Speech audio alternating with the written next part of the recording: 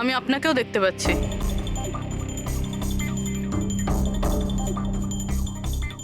Sir, খুনি যেদিক থেকেই আসুক দেবযানী ঠিক দেখতে পেত। তাহলে এরকম কিভাবে হলো যে দেবযানী খুনিকে দেখতেই পেল না? এটাই তো বুঝতে পারছি না পুরবি, যে খুনিকে দেবযানী দেখতে পায়নি কেন। ভেতরে এসে খুব সহজেই মেরে চলে গেছে ও, আর এখানে হাতাহাতির কোনো চিহ্নই নেই। খুনি না ডান দিক থেকে এসছে, না বাঁ দিক থেকে, আর না পেছন থেকে। আচ্ছা, এটা তো নয় যে খুনি সামনে থেকে এসছে? সামনে তো ক্যাবিনেট আছে, এখান থেকে তো দেখতেই পাওয়া যেত। দেখতে তো তখন পেত যখন ওকে দেখা দিত। আচ্ছা, ও এখানে তো জায়গাই নেই স্যার, এটাতেও নেই। স্যার, দেবযানীর খুন হয়েছে মানে খুনি ভিতরে তো নিশ্চয়ই এসেছিল। এবার প্রশ্ন এটাই থাকে যে ও এখানে লুকিয়েছিল কোথায়? তার থেকেও বড় কথা স্যার, খুনি ঘরের ভিতর ঢুকলো কি করে? না কোনো জানলা ভাঙা আছে, না কোনো কাঁচ ভাঙা আছে, আর না তো দরজাটা নিয়ে কেউ কিছু করেছে।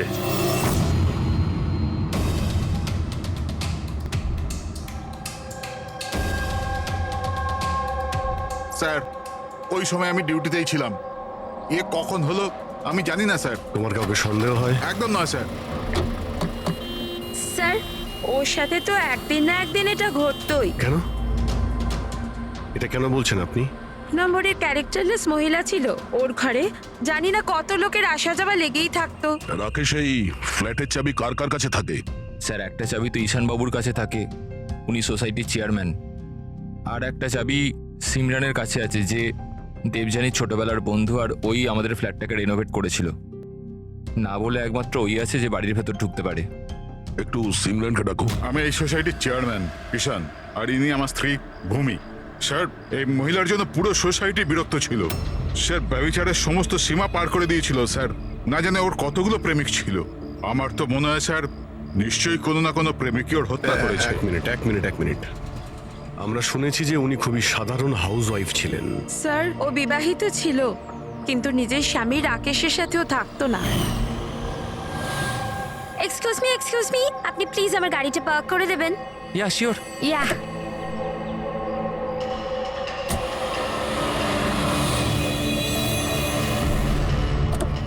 আরে,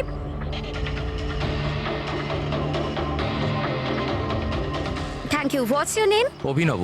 কোথায় থাকেন আপনি? ব্যাস এই বিল্ডিংয়েই। Thank you so much.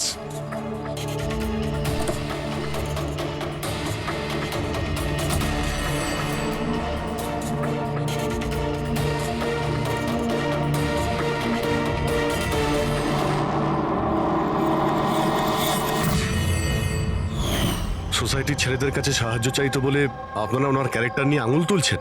হ্যাঁ, যদি এরকম ব্যাপার না হতো তাহলে আমরা কেন আঙুল তুলবো? স্যার, দেবযানীর সঙ্গে বাজে শ্রেণীর লোকেরা দেখা করতে আসতো, আর যখন এই কথাগুলো জানাজানি হতো তখন ও কথাটা এড়িয়ে যেত, আর উল্টে লোকজনের বিরুদ্ধে হ্যারাস করার অভিযোগ আনতো। স্যার, সিমরান।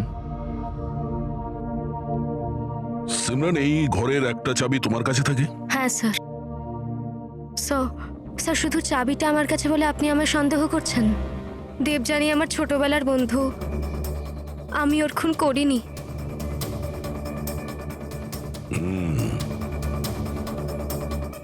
রাকেশ, এই ঘটনার ব্যাপারে দেবযানীর বাড়ির লোককে ইনফর্ম করেছো তো? আমি ওর ছোট বোনকে ফোন করেছি স্যার, ও হয়তো আসছে। আপনি জানেন ও 10 জন লোকে লাভ কার্ড দিয়েছে।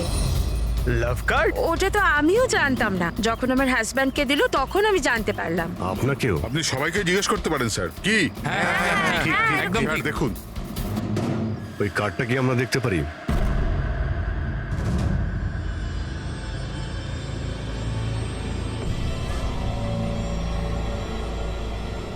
স্যার, আমি এসব ব্যাপারে কিছুই জানি না। আমি আমার কাজের জন্য পুনেতেই থাকি, আর মাসে হয়তো 3-4 বারই বাড়িতে আসতে পারি।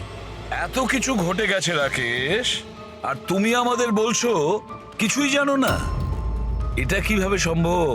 না স্যার, আমি সত্যিকারেরই কিছু জানি না, কিন্তু দেবযানীকে কিছুদিন ধরেই খুব বিরক্ত লাগছিল। আসলে ও এই সোসাইটিতে থাকতে চাইছিল না। এর কারণ কি? স্যার, আশপাশের লোকদেরও পছন্দ করতো না। বলতো করে নাকি খুব আনফ্রেন্ডলি আর রুড।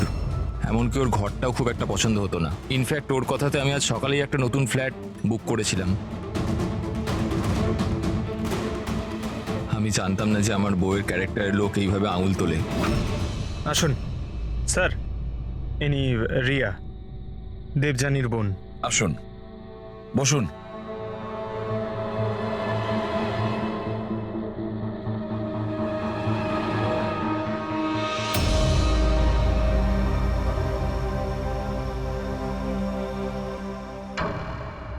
স্যার, আমি আপনাকে একটা কথা বলতে চাই। যেভাবে সবাই খারাপ কথা বলছে না আমার দিদির ব্যাপারে, ওরম ছিল না স্যার। আমি জানি এটা কে করেছে। কে করেছে এটা?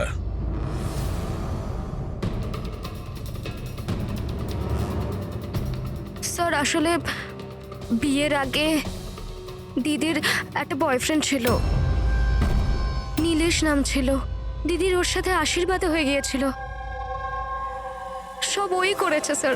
আপনি এটা কেন মনে করছেন যে দিব্যানীর খুন নীলেশ করেছে? স্যার, হি ওয়াজ আ ডিসগাস্টিং ম্যান। মার তো খুব অত্যাচার করতো আমার দিদির ওপর স্যার। স্যার স্যার, ওর এরকম ব্যবহারের জন্যই ওর সাথে আমরা বিয়ে ভেঙে দিই। আমার সাথে সম্পর্ক ভাঙলি? হ্যাঁ, আমার সাথে touch me! সম্পর্ক আর বিয়ে অন্য কাউকে? কেন? তোর বাবার কথায় না? কি কম আছে আমার মধ্যে? কাউকে বিয়ের কথা কখনো Sorry, ভাবলে না আমি তোকে? আমার কথা শোনো, বিশ্বাস করো। How dare you! তোমার সাহস কি করে হয় আমার দিদির উপর হাত তোলার? হ্যাঁ, আমার দিদি তোমার সাথে বিয়ে করবে না, এইটুকু কথা তোমার মাথায় ঢোকে না? না, হ্যাঁ? তোকে মেরে ফেলবো আমি, প্রাণে মেরে ফেলবো, বুঝলি? আমাকে ছাড়া কখনো কাউকে বিয়ে করার কথা ভাবিস তো? কিছুদিন বাদে ও দিদিদের পাশের একটা বিল্ডিং এ শিফট হয়েছিল স্যার। ওই দিনটার পরে দিদির ফোনের হুমকির কল মেসেজ দিদির কাছে রোজ আসতো স্যার। এমনকি কিছু লোক দিদির বাড়িতে রোজ আসতো স্যার। স্যার, আমি বলছি স্যার, এই সব নীলেশের কাজ স্যার। আর ওই সোসাইটির চেয়ারম্যান ঈশান স্যার, ও আমার দিদিকে বদনাম করার একটাও সুযোগ ছাড়েনি। ও এটা কেন করতে যাবে? ও ও ও এই জন্য, কারণ ওর নজর দিদির ওপর ভালো ছিল না স্যার। ও ওকে একা পেয়ে ওর সুযোগ নিতে চেয়েছিল স্যার। আর যখন এটা করতে পারলো না স্যার, তখন ওর দিদির বদনাম করতে শুরু করে দিল। নীলেশ আর ঈশান, নীলেশ ওর বিয়ে ভেঙে যাওয়ায় প্রতিশোধ নিতে চায়, আর ঈশানের মেয়েলিগোতে আঘাত লেগেছে, সেই কারণেও দিব্যানীকে বদনাম করার চেষ্টা করছে। রাকেশ, ঈশান আর নীলেশের ব্যাপারে তুমি কিছু জানো? আমাকে কেউ কখনো কিছু বলেনি, কিন্তু একটা রবিবার আমি বাড়িতেই ছিলাম আর রাত্রির প্রায় তখন 11টা, বাড়ির বেলটা বাজলো। যখন আমি দরজা খুললাম তো সামনে একটা লোক দাঁড়িয়ে ছিল, আমাকে দেখতেই পালিয়ে গেল ওখান থেকে। আমি ওকে আটকানোর চেষ্টা করেছিলাম কিন্তু ততক্ষণও চলে গেছে। ঠিক আছে, তোমরা এখন যেতে পারো। যদি আমাদের দরকার পড়ে তোমাদের ডেকে নেব।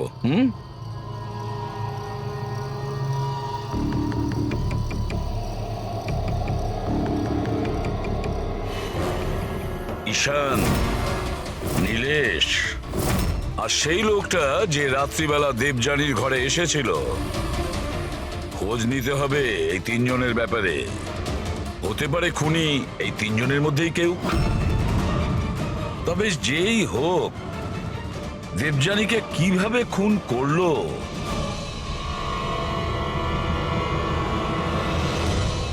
বস, দেবযানীর ওপর খুব ছুঁচলো ধারালো জিনিস দিয়ে আঘাত করা হয়েছে। যে 3টে ক্ষত আছে, এই যে এই কাঁধের ওপর, এর কারণে ওর নার্ভ কেটে গেছে। আর এই যে 2টো ক্ষত কাঁধের ওপর, অদ্ভুত ব্যাপার হচ্ছে এই যে 3টে ক্ষত আছে, এগুলো একে অপরের থেকে সমান দূরত্বে আছে। আর একটা সারপ্রাইজিং ব্যাপার, এই 3টে ক্ষতর ডেপথ একেবারে সমান, 3 ইঞ্চি। হয়তো খুনি খুন করার জন্য একই অস্ত্র ব্যবহার করেছে, আর হয়তো সমানভাবে আঘাত করেছে, তাই ক্ষতর পরিমাণ একই, 3 ইঞ্চি। হতে পারে, এরকম হতে পারে, কিন্তু এখানে এই কেসটাতে নজর করবার মতো বিষয় হচ্ছে যে দেবযানীর যে ক্ষতগুলো আছে তাতে কোনো অ্যাঙ্গেল নেই। এই আঘাত পুরো উপর থেকে করা হয়েছে, সোজা, এইভাবে সোজা। আঘাতের সময় দেবযানী দাঁড়িয়েছিল, আর হিল সহ এর হাইট হবে প্রায় 5 ফিট 7 ইঞ্চি। আর ওকে এইভাবে আঘাত করার জন্যে খুনির হাইট হতে হবে কম করে 6 ফুট 2 ইঞ্চি, তবেই এরকম আঘাত হবে, না হলে নয়। দেখো সালুকে, খুনির উচ্চতা যদি 6 ফুটের বেশি হয় তাহলে ক্যাবিনেটের মধ্যে কি করে লুকিয়ে থাকবে, আর লুকিয়ে আঘাতও করতে পারবে না। আর সে যদি দেবযানীর পেছন দিক দিয়ে কেউ আসে তাহলে দেবযানী জানতে পেরে যেত, আর সে তখন নিজেকে বাঁচানোর চেষ্টা করত। এখন প্রশ্ন হলো, সে খুনটা করলো তো করলো কিভাবে? আর স্যার, যদি কোনো লোক দরজা বা জানালা দিয়ে ভিতরে ঢুকতো বা বাইরে বের হতো তাহলে কেউ না কেউ তোকে দেখতে পেত। কেউ তো দেখতেই পায়নি।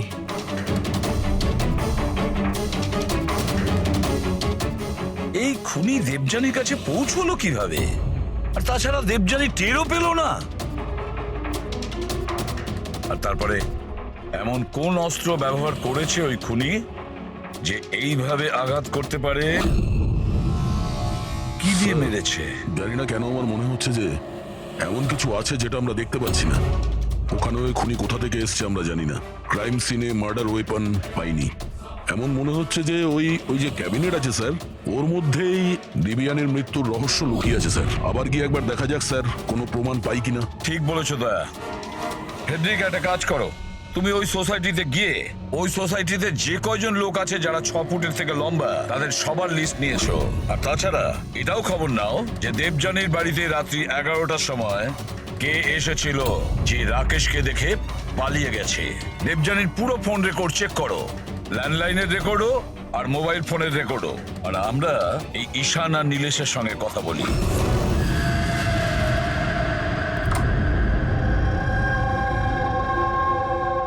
ডক্টর সালুখের থিওরি অনুযায়ী খুনের উচ্চতা 6 ফুটের উপরে।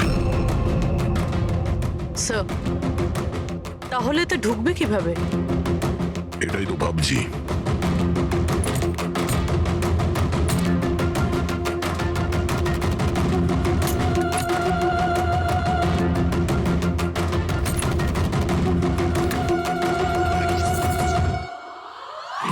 স্যার, এই সেলফের ভেতর তো দেখছি ভালোই জায়গা রয়েছে। আপনার মতো লম্বা চওড়া লোকও এর ভেতর ঢুকে যেতে পারবে। ওটাও দেখে নিচ্ছি।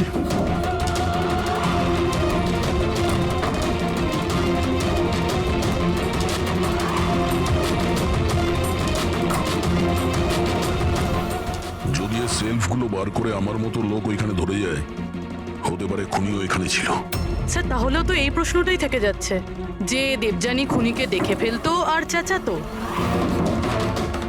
কি দেখছেন স্যার? ক্যাবিনেটের মধ্যে কোনো মেকানিজম নেই তো, যার জন্য দিবিয়ানির খুন হয়েছে, কিন্তু এরকম কিছু দেখতে পাচ্ছি না তো। স্যার, খুনি কোনো প্রমাণ ছাড়েনি। মার্ডার ওয়েপনও খুঁজে পাচ্ছি না। দিবিয়ানির খুন কি করে হলো এটাও বুঝতে পারছি না। দিবিয়ানির খুন হলো কি করে? একটা কাজ করো, এই ক্যাবিনেটের মধ্যে যতগুলো আঙুলের ছাপ আছে সব নিয়ে নাও। হতে পারে দেবযানী তার খুনিকে দেখেছিল, কিন্তু সে বেঁচে নেই যে আমাদেরকে বলবে। কে হতে পারে খুনি, আর দেবযানীকে মারলো কিভাবে? কিভাবে মারতে পারে? খুনি খুবই চালাক স্যার। হ্যাঁ, চালাক তো বটেই, কিন্তু কতদিন লুকিয়ে থাকবে? কতদিন? স্যার, এই 4টে লোক আছে সোসাইটিতে যাদের উচ্চতা 6 ফুট বা তার বেশি। অভিষেক, ঈশান, ওয়াচম্যান, ভূমি। স্যার, এ হাই হিল পরে, হিল পরার পরের উচ্চতা 6 ফুট হয়ে যায়। কিন্তু অভিজিৎ, এই 4 জনের মধ্যে কে হতে পারে যে দেবযানীকে খুন করেছে? ওই ক্যাবিনেটে কে লুকিয়ে বসেছিল? কে হতে পারে? দিদির একটা বয়ফ্রেন্ড ছিল, নীলেশ নাম ছিল। অনেক বড় গুন্ডা তুই, হ্যাঁ? গত সপ্তাহে নিজের প্রতিবেশীকে এমন মেরেছিস যে মরতে মরতে বেঁচে গেছো, আর দিবিয়ানিকে তো মেরেই দিয়েছিস। সত্যি সত্যি যদি মেরে ফেলতাম, কিন্তু আফসোস, ও তো নিজেই মরে গেল। হ্যাঁ, মানছি ওর সাথে আমার ঝগড়া হতো, কিন্তু এর জন্য কেউ বিয়ে ভাঙে নাকি? স্যার, এই জন্যই আমি বদলা নিতে চেয়েছিলাম। প্রচুর তেল তোর শরীরে না? হ্যাঁ, 2 মিনিট মাত্র 2 মিনিটই তোর সমস্ত তেল বার করে দেবো, বুঝেছিস? তারপর স্বপ্নেও কাউকে মারার কথা ভাববি না তুই। স্যার, আমি ওই সোসাইটিটার সমস্ত ফুটেজ চেক করেছি, আর সেখানে নীলেশ সোসাইটির বাইরে এদিক ওদিক ঘুরে বেড়াচ্ছিল দেখা গেছে। আচ্ছা,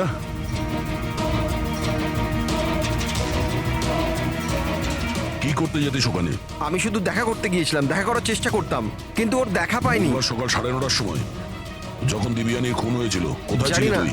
জানি না স্যার, আমি রাতে একটু বেশি খেয়ে ফেলেছিলাম, তাই আমার মনে আসছে না। মনে করার চেষ্টা কর, খুব ভালো করে চিন্তা কর, স্মৃতিশক্তি ফিরিয়ে নিয়ে আয়, না হলে তোর এমন হাল করব তুই নিজেকে চিনতে পারবি না, বুঝলি?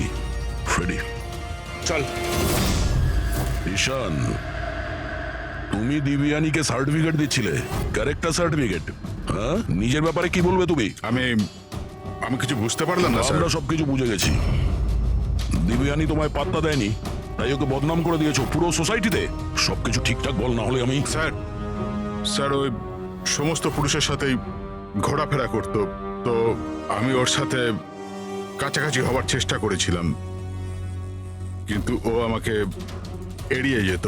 তখন আমি ভাবলাম যে আমি এর বদলা নেব। আর বদলা নেওয়ার চক্কর ওকে মেরেই দিলে, হ্যাঁ? না স্যার, আমি ওকে মারিনি, আমি তো শুধু ওকে ধমকেছিলাম ভয় দেখাতে। তোমার কাছে ওর ফ্ল্যাটের চাবিও তো ছিল, হ্যাঁ? মানে তোমার কাছে উদ্দেশ্যও ছিল আর উপায়ও ছিল, হ্যাঁ? কিন্তু স্যার, যখন ওর মৃত্যু হয় তখন তো আমি সোসাইটির ওয়াটার পাইপ ঠিক করছিলাম। আপনি চাইলে যে কাউকে জিজ্ঞাসা করতে পারেন। আমরা জেনেই যাবো।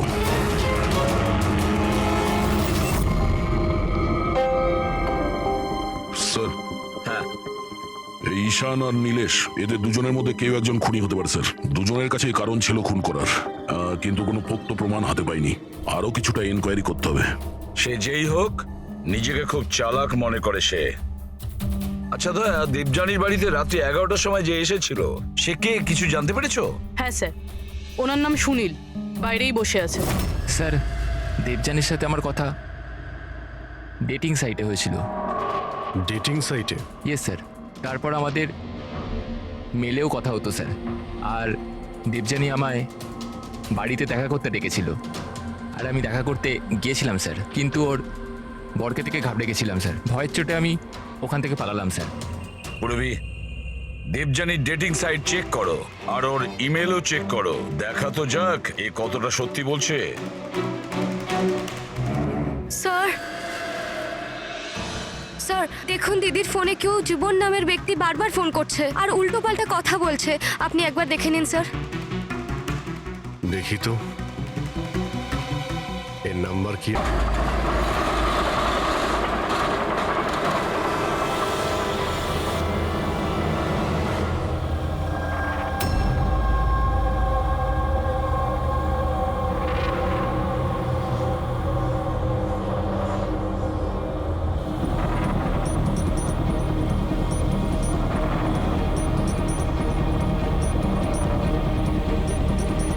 আরে ঠিক করে কাজ কর না। আরে বললাম না এত তাড়াতাড়ি কাজ হবে না। তোমরা কি বিল্ডারের লোক হও আর যেই হও, বললাম তো এত তাড়াতাড়ি কাজ হবে না। সময় তো তোর শেষ হয়ে এসেছে, বুঝলি? আগে এটা বল, দিবিয়ানিকে কিভাবে জানিস তুই? দেবযানী? হ্যাঁ, কে দেবযানী? একদিন অন্তত 10 বার ফোন করতেই আর বলছিস এখন কে দিবিয়ানি? স্যার কারা আপনারা? আমরা তারাই যাকে দেখে অপরাধী কাঁপে, সিআইডি। স্যার আমি কিচ্ছু করিনি, আমি সত্যি বলছি আমি কিচ্ছু করিনি। কিচ্ছু করিসনি? দিবিয়ানির খুন করেছিস আর বলছিস কিছু করিসনি? আমি দীপিকা আছি স্যার, আমি খুন করিনি, বিশ্বাস করুন স্যার। ফোন না করলে 10 বার করে ফোন করতিস কেন? স্যার অ্যাকচুয়ালি আমি দেবজানুর নাম আর নাম্বার পেয়েছিলাম, সেই জন্য মাঝে মধ্যে ভেবেছিলাম বিরক্ত করবো, আর কিচ্ছু নয় স্যার, বিশ্বাস করুন, আর কিচ্ছু নয়। কে দিয়েছে তোকে এই নম্বর? আমি সত্যম কমপ্লেক্সে কিছু কাজের জন্য গিয়েছিলাম, তো বাথরুমের দেওয়ালে ওর নাম আর ফোন নাম্বার লেখা ছিল স্যার। তো আমি ওকে ফোন করি, কিন্তু আমাকে বকতে থাকে। আমি বুঝতে পারি ও খুব ভদ্র একজন মেয়ে। স্যার আমি ওর খুন করিনি, দিব্যি কালছি স্যার, বিশ্বাস করুন আমি খুন করিনি ওর। পঙ্কজ, একটু চেক করো তো সত্যম কমপ্লেক্স।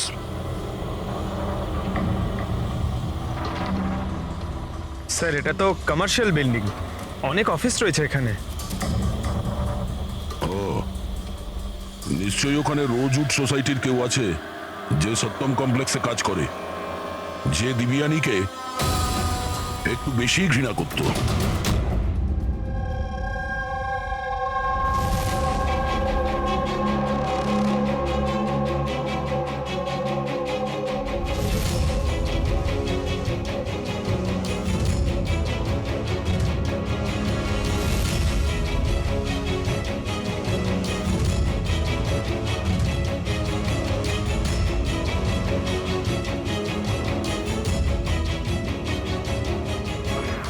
জিমি, আরে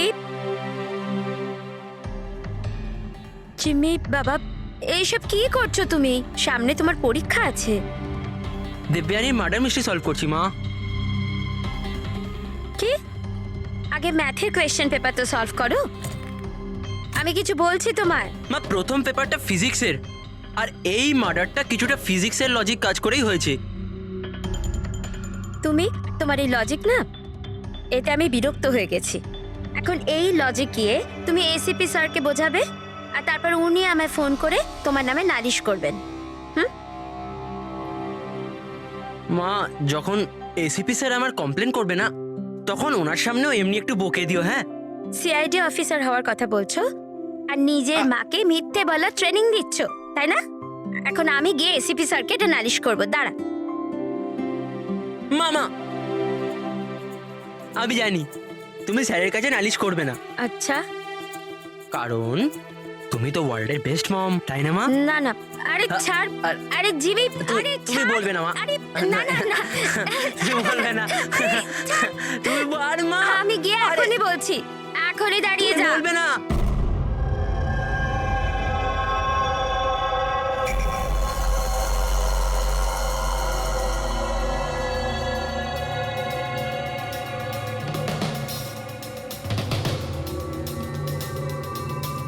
স্যার, মনে হচ্ছে ও সোসাইটিরই কেউ হবে, যার এই কমপ্লেক্সের সঙ্গে যোগাযোগ আছে। স্যার, আমি দেবযানী আর সুনীলের সব মেসেজ চেক করেছি। একটা অবাক করার মতন বিষয় জানতে পেরেছি। কি জানতে পেরেছো? স্যার, দেবযানী যখনই মেল পাঠিয়েছে, ও ওর আইপি অ্যাড্রেস রিডুট করে দিয়েছিল। রিরুট মানে কোন কম্পিউটার থেকে মেসেজ পাঠানো হয়েছে সেটা যেন কেউ জানতে না পারে। আর তাছাড়া স্যার, একবারেই দেবযানী নিজের আইপি অ্যাড্রেস বদলাতে ভুলে গেছিল। এতে অবাক হওয়ার কি আছে? স্যার, ব্যাপারটা হলো যে ওই অ্যাড্রেসটাও দেবযানীর নয়, কার ওটা? দেবযানীর প্রতিবেশী পিয়ার। আর এটা আমার ওয়াইফ প্রিয়া। Hi sir. আমরা এখানেই এই ফ্ল্যাটের সামনেই থাকি। তার মানে প্রিয়া ডেটিং সাইটে দেবযানীর প্রোফাইল বানায়, ওই তাহলে মেসেজগুলো পাঠাচ্ছিল। স্যার, সত্যম কমপ্লেক্সে রোজউড সোসাইটির ভূমি কাজ করে। দেবযানীর প্রতিবেশী ভূমি আর প্রিয়া। এবার দেবযানীর মৃত্যুর পেছনে সত্যিটা কি, সেটা তো ভূমি আর প্রিয়াই বলতে পারবে। এসিপি স্যার, এসিপি স্যার, আরে এসিপি স্যার, আমি খুঁজে বার করেছি। কি খুঁজে বের করেছো? এটাই যে দেবযানীর মৃত্যু কিভাবে হয়েছিল। দেবযানীর মৃত্যু কিভাবে হয়েছিল? ড্রোন দিয়ে হয়েছিল দেবযানীর মৃত্যু। ড্রোন থেকে? ইয়েস স্যার, এই দেখুন স্যার, আমার মনে হয় ওই ড্রোনটা এই জানলাটা দিয়ে ভেতরে এসেছিল, আর ওই ড্রোনটায় নাইস লাগানো ছিল, আর কিলার ড্রোনটাকে রিমোট দিয়ে কন্ট্রোল করেছে, আর ওটা দিয়ে মেরেছে ওনাকে। জিমি, যদি ড্রোন দিয়ে দেবযানীকে মারা হয়ে থাকে, তাহলে ড্রোন আসার শব্দ তো ও পেত, আর ও ড্রোন থেকে নিজেকে বাঁচানোর চেষ্টা করতো, তাই তো? হ্যাঁ স্যার, এটা তো আমি ভাবিনি। হ্যাঁ। কিন্তু স্যার, এরকম হতে পারে যে ও স্পাইডারম্যানের মতন ওপরে আটকে বসেছিল, তাই উনি ওকে দেখতে পাননি, আর যখন উনি এলেন তখন ও মেরে দিল। জিমি, তুমি পড়াশোনা কম আর সিনেমা বেশি করে দেখছো। তুমি নিশ্চয়ই স্কুলে পড়েছো যে যে জিনিসই ওপরে যায় সেটা নিচে আসেই, আসতেই হয়। কেন বলো? গ্র্যাভিটির কারণে, মাধ্যাকর্ষণ শক্তির জন্য। যাও, মন দিয়ে পড়া করো, পরীক্ষার জন্য রেডি হও। হ্যাঁ, আমরা এখন কাজে বেরোচ্ছি। ভাই, বাই। আমি ফিরে আসবো, ফিরে আসবো।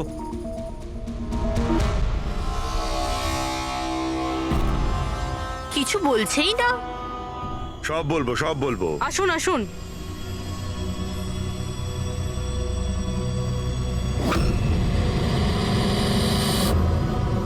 স্যার, আমাদেরকে এখানে কেন রাখা হয়েছে?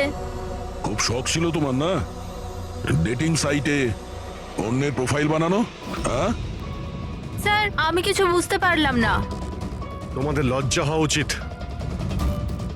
একজন মেয়ে হয়ে আরেকজন মেয়েকে তোমরা বদনাম করতে চাইছিলে। তুমি দেবযানীর ডেটিং সাইটে নকল প্রোফাইল বানিয়েছিলে, লোকেদের মেলও করেছিলে যাতে ওর বদনাম হয়। স্যার, আপনাদের কোথাও নিশ্চয়ই ভুল হচ্ছে। প্রমাণ আছে আমাদের কাছে। তুমি তোমার আইপি অ্যাড্রেস চেঞ্জ করোনি পিয়া। কিন্তু আমাকে কেন ডাকলেন এখানে? আপনাকে আপনি তো দেবযানীর নাম আর নাম্বার বাথরুমে লিখে দিয়েছিলেন। না স্যার, আর আমি এরকম কেন করব? আচ্ছা, ওই সুইপারকে ডাকবো যাকে টাকা দিয়েছিলে তুমি এই সব কাজ করার জন্য? হ্যাঁ স্যার এইবার তো পরিষ্কার, এই দুজন মিলেই দেবযানীকে মেরেছে। হ্যাঁ অভিজিৎ, এদের ওপর ব্যবস্থা নেওয়া শুরু করা যাক। না স্যার, প্লিজ আমাদের ওপর বিশ্বাস করুন, আমরা ওকে মারিনি। স্যার, আমরা দুজন মিলে ওকে বদনাম করার চেষ্টা নিশ্চয়ই করেছিলাম, কিন্তু আমরা ওকে মারিনি। হ্যাঁ স্যার, আমরা চাইতাম যে ও এখানে যেন না থাকে, তাই জন্য এসব করেছিলাম আমরা। কিন্তু যখন ও চলেই যাচ্ছিল, তাহলে আমরা কেন ওকে এভাবে মারতে যাব? কিন্তু তোমরা কেন চাইছিলে না যে ওই সোসাইটিতে থাকুক? হ্যাঁ স্যার দেখুন, এরকম যে দিব্যানী বেশিরভাগ সময় বাড়িতে একা থাকতো, আর সোসাইটির সব ছেলেরা ওর সুন্দরতার প্রশংসা করত, তো আমরা একটু ইনসিকিউর হয়ে গেছিলাম যে আমাদের হাজবেন্ডসরাও ওরকম না হয়ে যায়। বিশ্বাস হয় না যে একজন মেয়ে হয়ে তোমরা একটা মেয়ের সঙ্গে এইরকম ব্যবহার করতে পারলে। এবার বাকি কৈফিয়ত হাজতে গিয়ে দিও। এতে নিয়ে যাও পুরবি। যান যান আপনারা যান। চলো।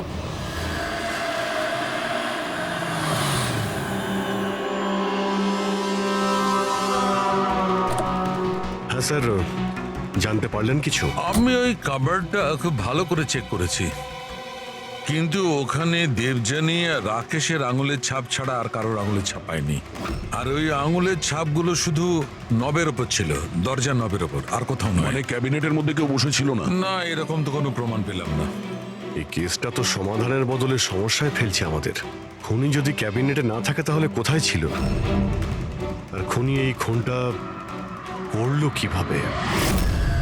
না জানালা দিয়ে এসেছে, না দরজা দিয়ে, আর না তো এই কাবার্ডের মধ্যে ছিল। তাহলে খুনি এলো কিভাবে? আর যদি খুনি না আসে তাহলে খুনটা হলো কিভাবে? খুন হলো কি করে? দেখো, আমি তোমাদের বলেছিলাম না দেবযানীর কাঁধের ওপর যে 3টে ক্ষত ছিল, ওগুলো একদম 90 ডিগ্রি অ্যাঙ্গেলে ছিল। মানে মানে যখন আঘাত করা হয়েছে উঁচু থেকে করা হয়েছে, ওপর থেকে।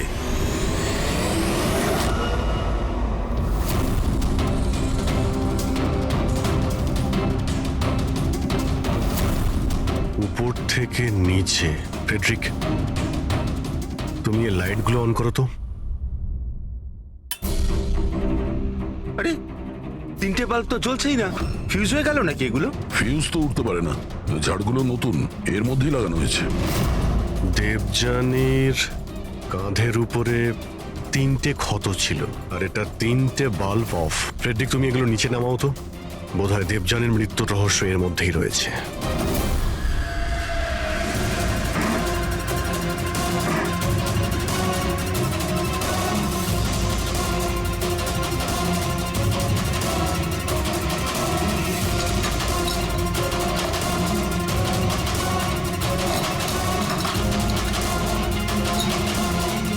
ক্যামেরা এখানে লাগিয়েছে কেন? এই হচ্ছে ওই হাতিয়ার যা দিয়ে খুন হয়েছে, রক্ত লেগে আছে এতে। আর এই দ্বিতীয়টা? আর এটা এই তারের সঙ্গে যুক্ত করে রেখেছে, আর এর সাহায্যেই এটা তীরের গতিতে নিচে নামে, দেবযানীকে মার্ডার করে, আর উপরে গিয়ে বাল্বের সঙ্গে ফিট হয়ে যায়। স্যার এটাতে সেন্সারও আছে, মনে হচ্ছে যে ওয়াইফাই দিয়ে, কোনো রিমোট দিয়ে বা অ্যাপের মাধ্যমে চালানো হচ্ছে। কেউ তো এই ক্যামেরা দিয়ে দিবিয়ানির উপর নজর রাখছিল, ওর প্রত্যেকটা চালচলনের উপর। আর যেই দিবিয়ানি এই রুমে এসছে এই ঝাড়ের নিচে, ওর অ্যাপের সাহায্যে এই হাতিয়ারকে নিচে ছেড়ে দিয়েছে, আর সেটা সোজা দিবিয়ানির গায়ে লাগে, ও মারা যায়। আর সেই জন্যেই খনিকে আমরা না যেতে দেখেছি না আসতে। আর দেখবই বা কি করে? খনি তো এখানে ছিলই না। ভালো টেকনিক ব্যবহার করেছি খনি। কিন্তু এরকম করতেটা কে পারে?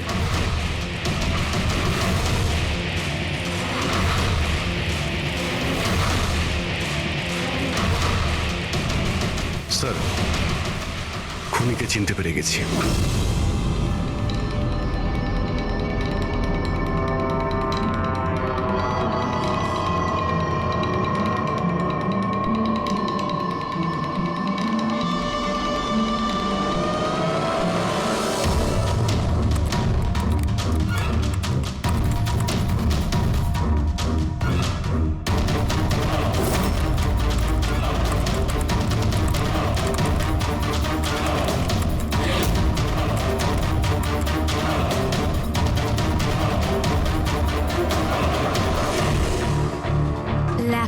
করে অন হলো? Suicide note?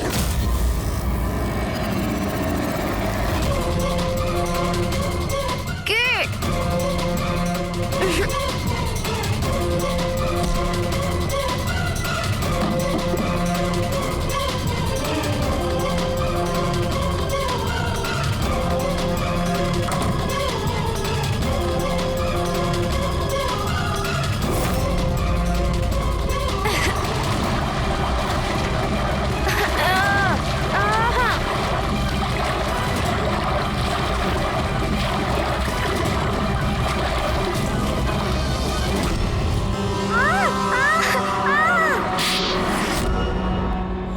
স্যার ম্যাডামের ফ্ল্যাট পছন্দ হয়েছে তো?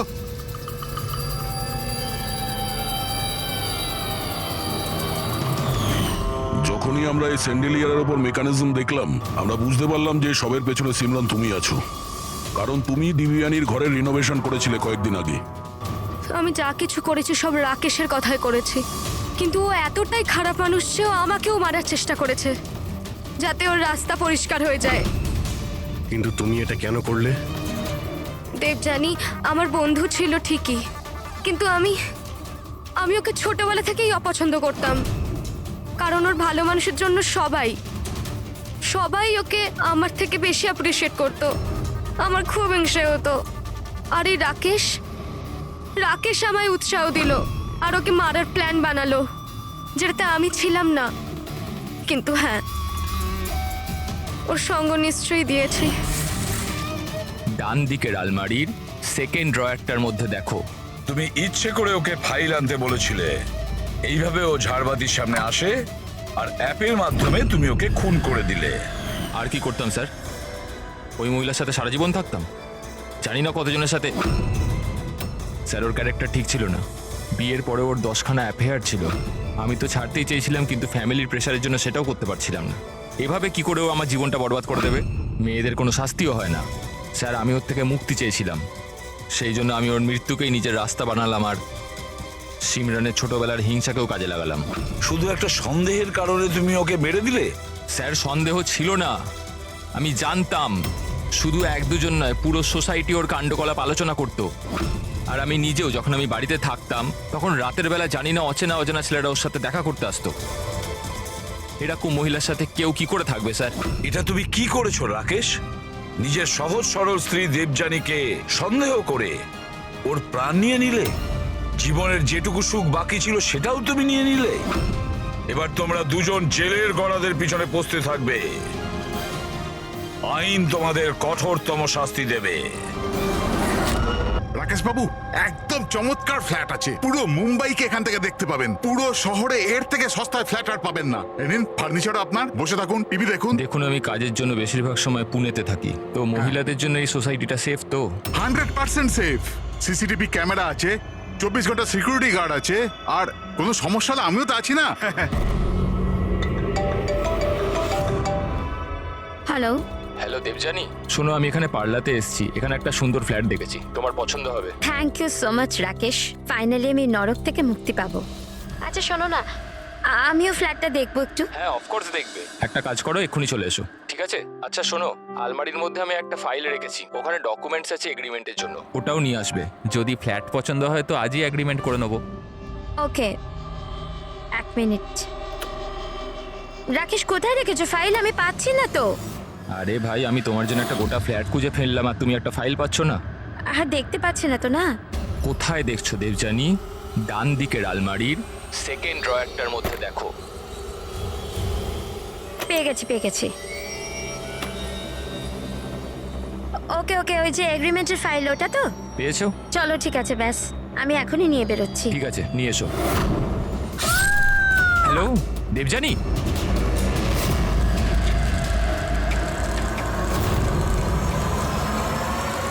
ACP sir,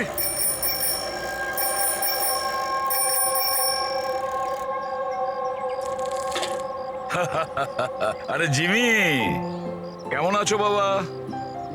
morning sir. Good morning Jimmy. আজ হঠাৎ কি মনে করে? কেমন আছো? স্যার খুব ভালো আছি স্যার, একদম আপনার মতো। আমার মতন? স্যার যদি আপনার মতো থাকি তাহলেই তো বড় হয়ে আপনার মতো সিআইডি অফিসার হতে পারবো। আরে বাহ, আমার মতন অফিসার হবে, সিআইডি তে এসিপি হবে, সেটার জন্য অনেক পড়াশোনা দরকার, এক্সামের প্রিপারেশনটা খুব ভালো দরকার, তাই না? কেমন চলছে তোমার প্রস্তুতি? একদম দারুণ স্যার। আর এক্সামে তো স্যার খুব ইজি ইজি কোয়েশ্চেন আসে। ভেরি গুড, বসো বসো। স্যার, এটা আমার স্ক্র্যাপ বুক স্যার। আমি এটার মধ্যে ক্রাইম হিস্ট্রি সলভ করেছি স্যার। মাই স্ক্র্যাপ বুক, এখানে ক্রাইম হিস্ট্রি আছে? হ্যাঁ স্যার, আপনি এটা দেখে আমাকে গাইড করুন না স্যার। স্যার, আমি এখানে ইনফরমেশন অনেক আলাদা আলাদা জায়গা থেকে কালেক্ট করেছি আর সব সেভ করে রেখেছি স্যার। সব স্ট্যাম্প করে রেখেছি যাতে আমি সবকিছু একসাথে এক জায়গায় দেখতে পারি। আর স্যার, এই যে এই পেজটা না, এখানে লেখা আছে যে কখন হয়েছে, কিভাবে হয়েছে, কোথায় হয়েছে। আর স্যার, এর যে নেক্সট পেজটা না, ওটার মধ্যে একদম ফাইনাল ডিটেলস আছে। আচ্ছা, কিন্তু স্যার কিছু জিনিস মিসিং আছে যাতে আমি বুঝতে পারছি না কি করে হয়েছে। তো এই ক্রাইম এই বিল্ডিং এর আন্ডার কনস্ট্রাকশন হয়েছে? যে অপরাধ করেছে সে গম্ভীর করেছে, আর তুমি দারুণ কাজ করেছো, কিন্তু এই সব করার আগে লেখাপড়া ভালো করে করতে হয়, এক্সামে খুব ভালো নাম্বার পেতে হবে, তাহলে দেখবে তুমি একজন ভালো সিআইডি অফিসার হয়ে গেছো। যখন বড় হয়ে যাবে আমি তোমাকে গাইড করব ভালো সিআইডি অফিসার হওয়ার জন্য। Thank you sir. এবারে এই মিস্ট্রিটা আমরা কবে সলভ করব জানো? তোমার এক্সাম শেষ হওয়ার পরে আমরা দুজনে মিলে সলভ করব। না, ঠিক আছে sir, by sir. By.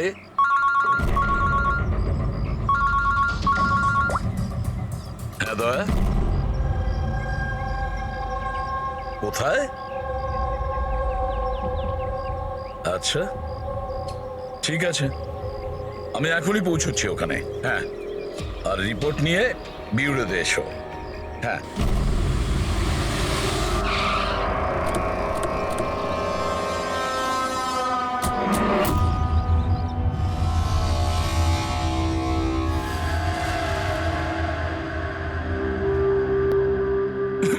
Debjani,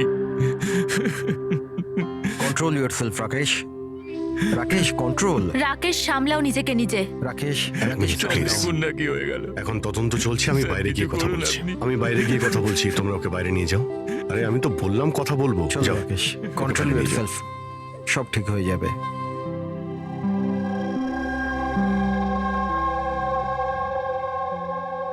Rakesh বলল হামলার সময় ও বাড়িতে একাই ছিল। প্রচুর রক্ত বেরিয়েছে। এর গলায় যে 3টে দাগ আছে ওটা দেখে মনে হচ্ছে যে ধারালো অস্ত্র দিয়ে আঘাত করেছে একে।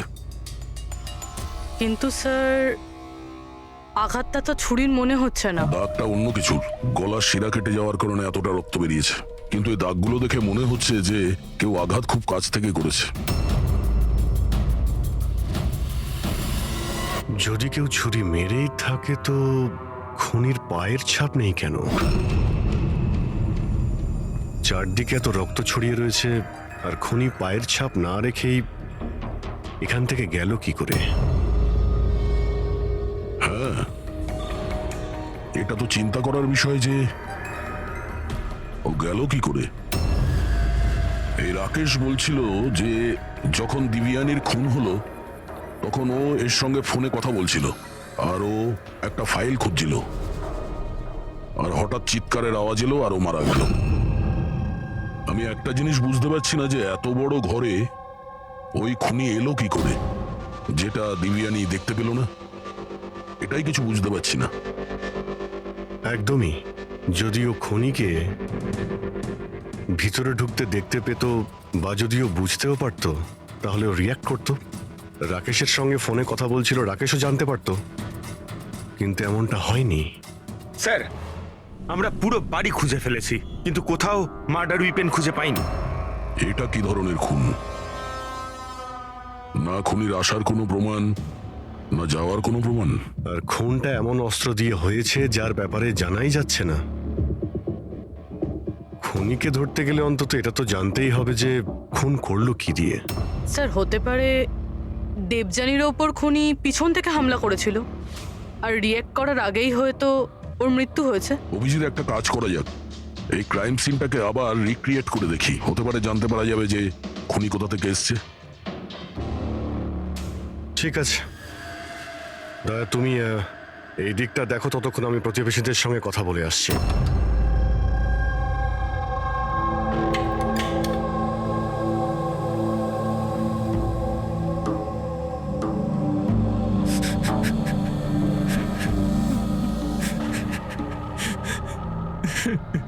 স্যার যেই আমার বউকে খুন করে থাকুক ওকে ছাড়বেন না। নিজেকে সামলাও, খুনি অবশ্যই ধরা পড়বে। এই সামনের ফ্ল্যাটটা কার? স্যার এটা আমার ফ্ল্যাট। আপনি স্যার আমি অভিষেক, আর এটা আমার ওয়াইফ প্রিয়া। Hi sir. আমরা এখানেই এই ফ্ল্যাটের সামনেই থাকি। 9:30টার সময় যখন এই খুন হয় তখন আপনারা কোথায় ছিলেন? স্যার আমরা এই করিডোরেই ছিলাম। আমরা ব্যাস ঘরের দিকে যাচ্ছিলাম আর জোরে চিৎকার শুনলাম। হ্যাঁ